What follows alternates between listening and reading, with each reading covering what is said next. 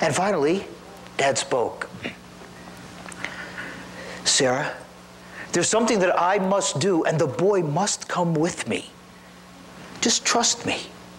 We will be gone for 1 week, and then we'll return to you. And that, as they say, was that. The little caravan got together, and off we went to Mount Moriah. Now, from our home in Beersheba to this mountain was a 3-day journey, 60 miles. And from the second we left our tent until the second we got to that mountain, I talked constantly.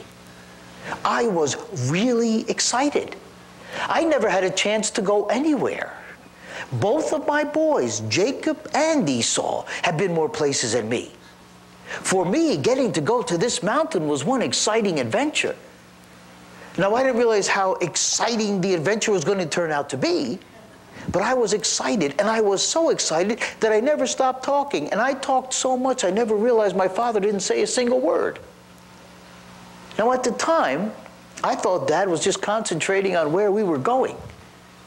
You know, if you got lost in my day, you didn't just pull your camel over and get some directions. You had some serious problems. But now I know what Dad was thinking about.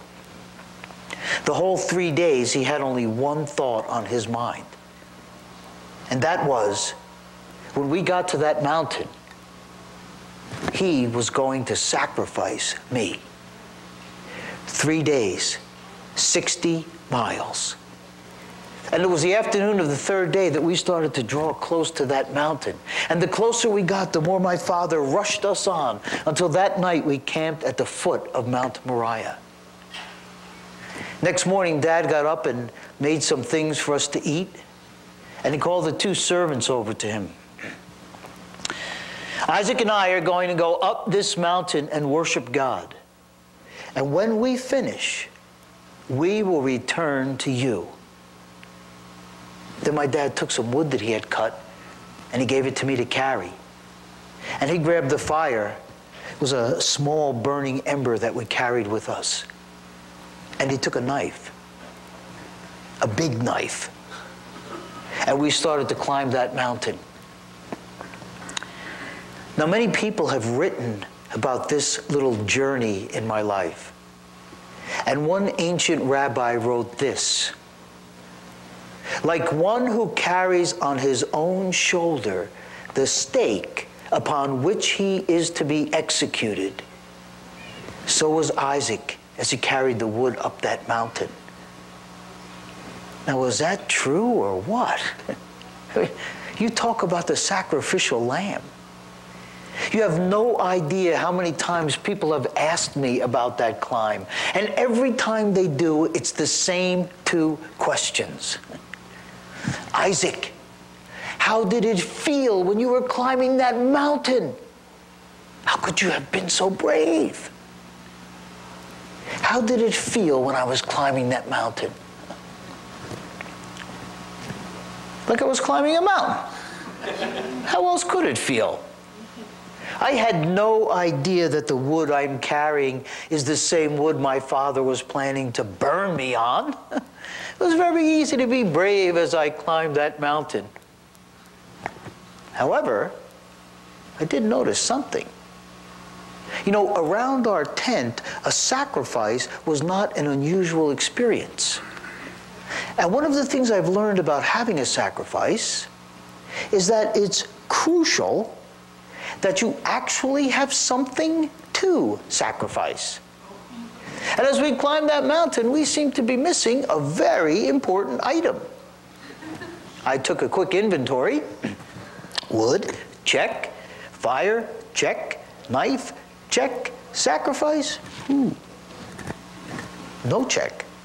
So I decided to ask Dad as we climbed, Dad, I noticed you gave me this wood to carry so that you could burn your sacrifice. And you brought the fire to light the wood and have that big knife to kill the sacrifice. Just wondering if you happen to notice. We don't seem to have any sacrifice. Dad looked at me like he never did before.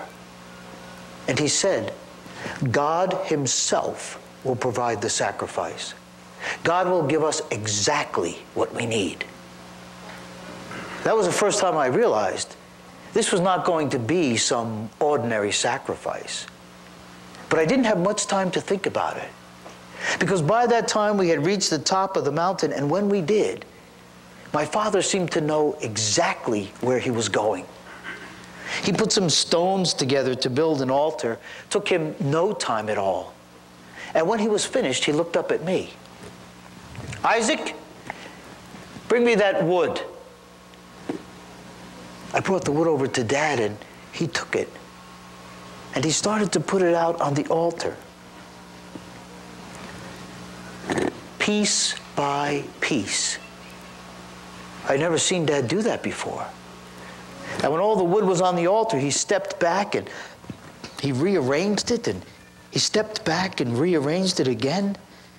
It took him forever. And finally, he seemed satisfied, and he looked up again.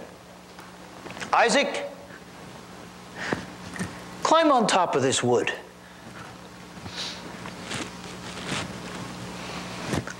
Excuse me?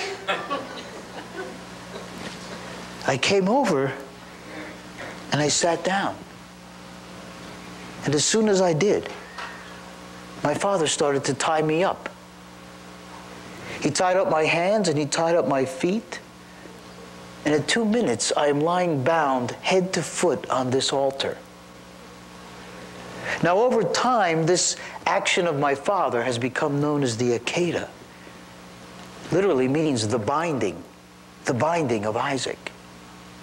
And I remember thinking very specifically as I lay tied on that altar, whew, I'm in a real bind. The Akedah. It almost sounds like some kind of official action or something. But to me, it was my dad, and he had tied me up to sacrifice me. Now, there's been a lot of ancient writers that wrote about this time in my life as well. One ancient rabbi wrote this: as Isaac lay on the altar, he called out for his father to tighten the ropes even more because he was afraid. He was afraid that his father's hand might shake with grief, or that Isaac, might move suddenly. And then the knife would only scar him, and he would be unfit to offer as a sacrifice. Another ancient rabbi wrote this: